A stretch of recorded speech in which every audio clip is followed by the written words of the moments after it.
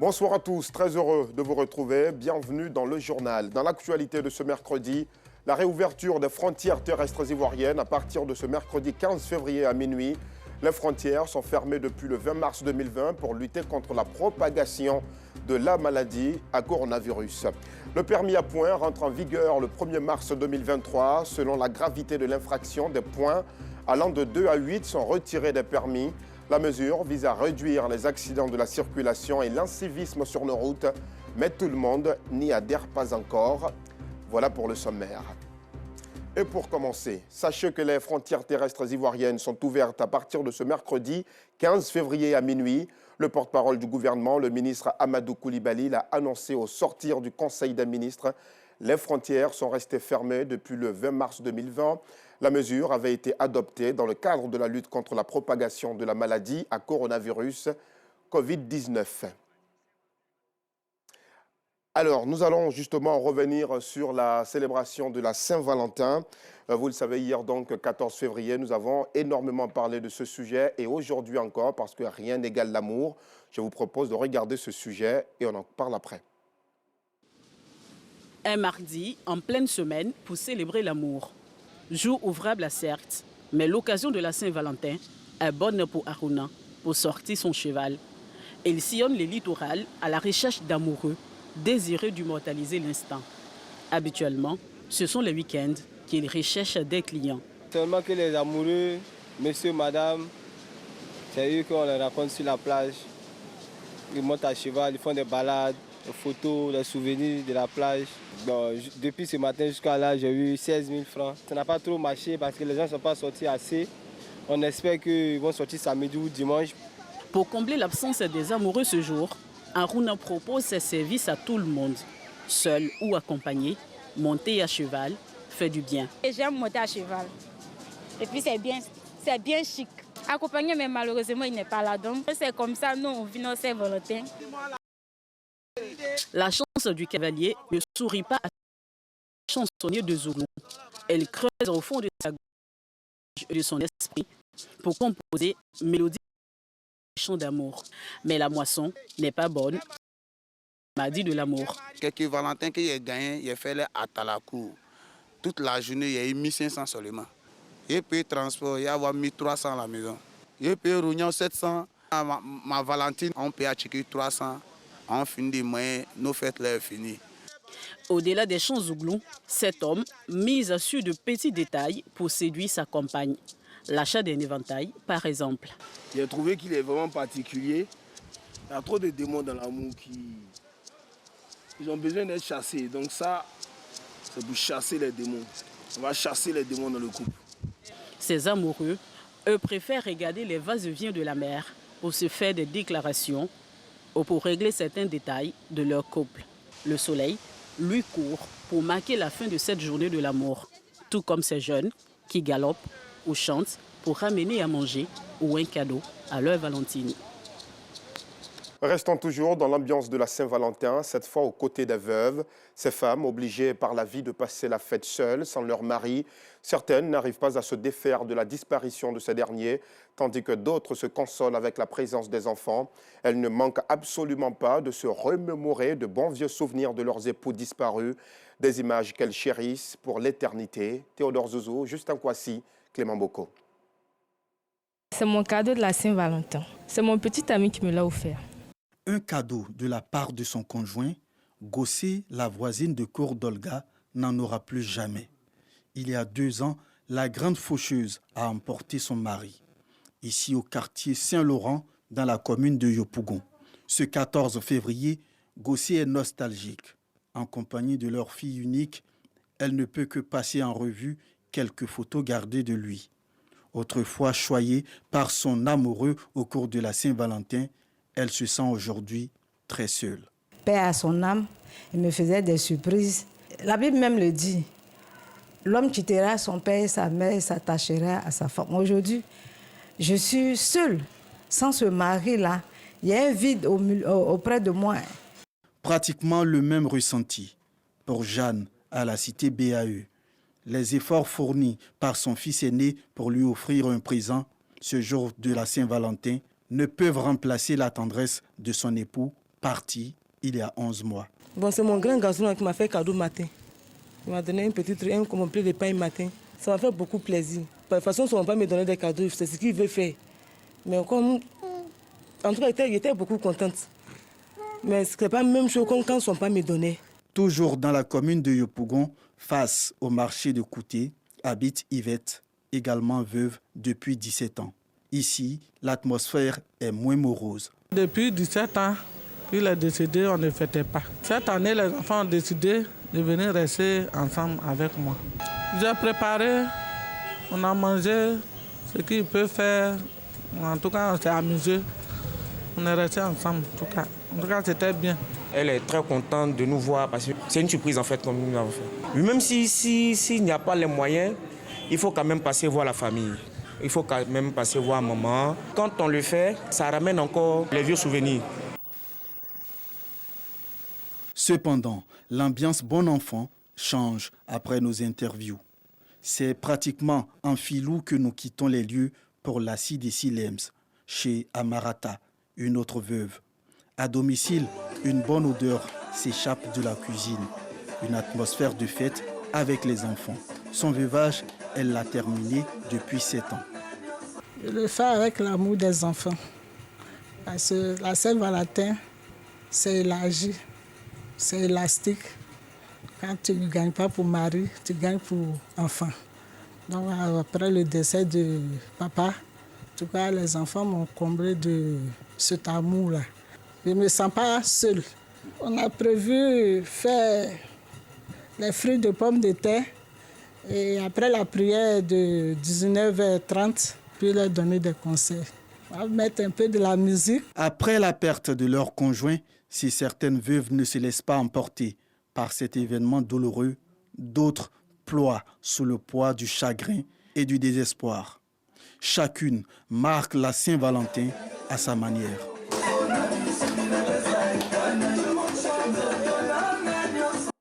Et dans un autre chapitre, les routes ivoiriennes deviennent de plus en plus dangereuses. En moyenne, ce sont 46 accidents de la route par jour recensés par le gouvernement. Près de 1050 personnes tuées rien que pour l'année 2022.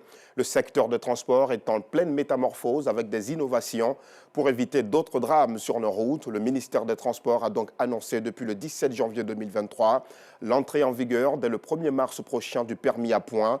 Mais sur les routes et au sein des populations, les avis sur le permis à points divergent. Vous verrez le reportage prochain de nos équipes dans nos prochaines éditions. Après l'amour, eh bien, c'est la paix. Les 13 400 habitants de la cité Concorde d'Abobo l'ont bien compris. Ils ont célébré l'harmonie et la paix qui règnent dans leur cité en présence du premier magistrat de la commune. Reportage. Pour célébrer la paix, ils sont sortis nombreux. Hommes, femmes, jeunes et personnes âgées, tous habitants de la cité Concorde située dans la commune d'Abobo. Ils se sont réunis pour célébrer l'harmonie et la cohésion qui règne dans cette cité.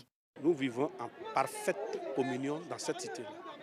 Il n'y a pas de différence entre les musulmans, les catholiques, les protestants.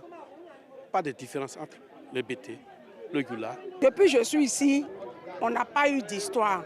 Même quand c'est les enfants, ça se règle entre parents et puis il n'y a pas de problème. Nous sommes solidaires quand il y a un décès. Moi, je me rappelle l'année passée, j'ai perdu ma maman. Tout le monde était autour de moi, malgré que maman n'était pas dans la cité. Ici, notre particularité, par exemple, c'est que bientôt, ça sera le carême chrétien et nos frères musulmans sont en train de s'organiser pour apporter leur soutien. Quand ça sera le temps du ramadan, et comme les chrétiens le font chaque année, l'effort de carême va consister donc à mettre ce que nous dépensions en trop de côté et puis faire des dons. On a cet esprit de vivre ensemble là dans le sang. Cette cérémonie a bénéficié du soutien de la première responsable de la mairie d'Abobo, la ministre d'État Kandia Camara, maire de la commune. Au cours de ces retrouvailles, elle a salué et félicité les résidents de la cité pour l'initiative. La cité Concorde est une cité où il y a véritablement la concorde, où les habitants vivent en symbiose, vivent ensemble dans leur diversité. Et c'est ce que nous souhaitons. Donc nous sommes venus répondre à leur invitation. Mais nous profitons de cette occasion pour les féliciter justement pour cet esprit de fraternité qui règne ici. Située au quartier PK18, la cité Concorde comporte environ 2678 habitations pour une capacité de plus de 13 400 habitants. Et pendant ce temps, dans la commune de Yopougon, les amoureux ont célébré hier la Saint-Valentin dans leurs plus beaux vêtements. Une priorité accordée au rouge, couleur de l'amour, pour marquer l'occasion. Malgré le fait qu'ils travaillent ce mercredi, à Yopougon, l'on a célébré, ou devrais-je dire, mangé l'amour jusqu'au petit matin. Le reportage de Théodore Zouzou est commenté par Afishata Karamokodosso. Yopougon, rue mitoyenne au stade Jesse Jackson, il est 23 h. Un encombrement de voitures malgré l'heure avancée. Des personnes, soit en couple ou seules, essaient de se frayer un chemin. Elles sont superbement habillées. La couleur dominante est le rouge, porté surtout par la gente féminine. La raison, elles célèbrent en ces belles tenues colorées la Saint-Valentin. Fête des amoureux, comme l'appellent certains. Aujourd'hui, on a décidé de marcher un peu, de se faire plaisir, de se prendre un coup et puis rentrer. Je pense bien que c'est la raison de notre retard, je dirais, à cette heure-ci, au dehors. Pour d'autres, les couleurs portées sont liées à d'autres raisons. On vient de se marier, à peine ici. Ouais, c'est la femme qui a choisi la couleur jaune. Donc, comme elle a choisi, donc moi aussi j'ai aimé ça. Les Blancs nous ont fait venir, nous aussi on a adopté. Aujourd'hui, on se dit que c'est comme nos coutumes. On a adopté ça, et puis en bien, voilà, tout le monde en rouge ici. Je remarque bien. Puis je me suis habillé comme ça pour dire que vraiment je suis africain, parce que c'est notre style ici. Bien sûr, les Blancs sont venus nous montrer leur manière, leur style d'habillement. Mais aujourd'hui, vraiment, moi, j'ai décidé de rester toujours africain. Dans ces restaurants, l'affluence est totale. On partage un repas en famille ou entre amis. Sortie où il y a... il y a plusieurs preuves d'amour. Une sortie avec des enfants, simplement, face à face, je ne sais pas. Il y a plusieurs modèles de prouver à sa femme qu'on l'aime. Mais moi, cette preuve d'amour en famille, là, j'aime bien ça.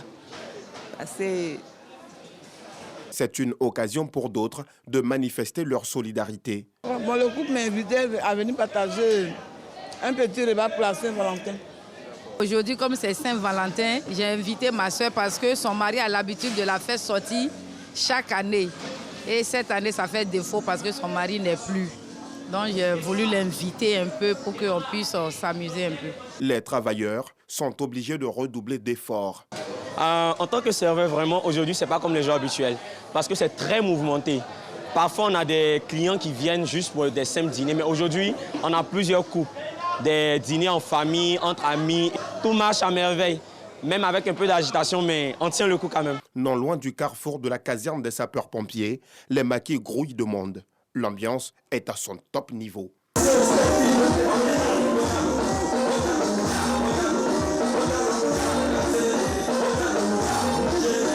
nous sommes dans la joie. C'est la fête des amoureuses. Ouais, celui qui n'est pas amoureuse là, il ne serait pas parmi nous. Voilà, tous ceux qui sont ici là, c'est des amoureuses. Voilà, on est fiers aujourd'hui. Donc on fait l'ambiance. Ouais, c'est ça. Les vendeurs de poissons et poulets braisés, ainsi que les managers, se frottent les mains. Oui, toujours comme ça. C'est la maison de Babi. Nous sommes bien situés au feu sapeurs-pompiers. Il est 3 h du matin. Même à cette heure avancée de la nuit, la fête bat encore son plein au carrefour mosquée du quartier Maroc.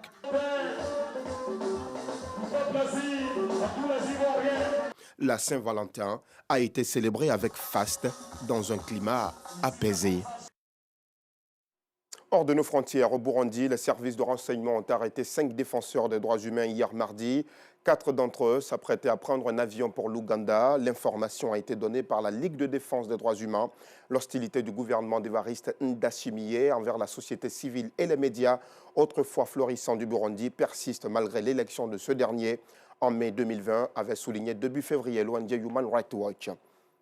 Et puis, au moins 73 migrants sont portés disparus, présumés morts suite à un tragique naufrage au large des côtes libyennes hier. Le bateau qui transportait environ 80 personnes serait parti de Kasr al-Kayar le 14 février en direction de l'Europe, a détaillé l'Organisation internationale de la migration. Selon l'OIM, les 7 survivants qui ont regagné les côtes libyennes dans des conditions extrêmement difficiles sont actuellement à l'hôpital. Et pour le moment, 11 corps ont été retrouvés par le Croissant Rouge libyen et la police locale. En plateau avec nous ce soir, Aki Antoine Aristide, bonsoir. Bonsoir monsieur. Vous êtes donc le responsable de l'ONG La Joie des Tout-Petits. Effectivement. Et avec vous, nous allons parler justement du militantisme que vous faites en faveur du bien-être de l'enfant et de sa mère. Tout de suite, on attaque par la consultation prénatale ou la nécessité pour les mères de faire des centres de santé leur seconde maison quand elles portent une grossesse. Vraiment merci pour l'opportunité que vous m'offrez à pouvoir m'exprimer devant la population ivoirienne. Et pour nous, d'abord, la grossesse est un événement naturel qui malheureusement ne se déroule pas toujours normalement, qui est cause de maladies ou de décès chez la mère ou l'enfant.